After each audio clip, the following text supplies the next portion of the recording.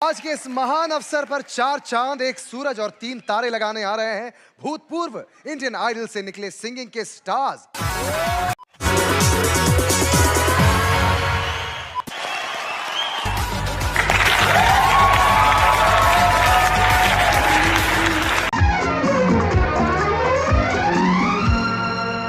ये दुआ है मेरी रब से, तुझे आशिकों में सबसे मेरी आशिकी पसंद आए, मेरी आशिकी पसंद आए।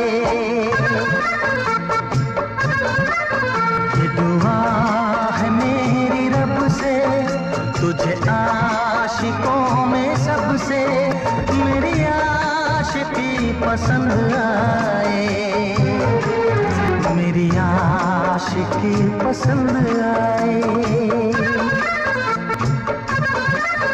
ये दुआ है मेरी रब से, तुझे दोस्तों में सबसे मेरी दोस्ती पसंद आए,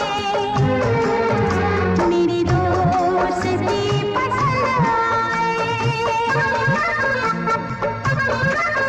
ये दुआ है मेरी रब से।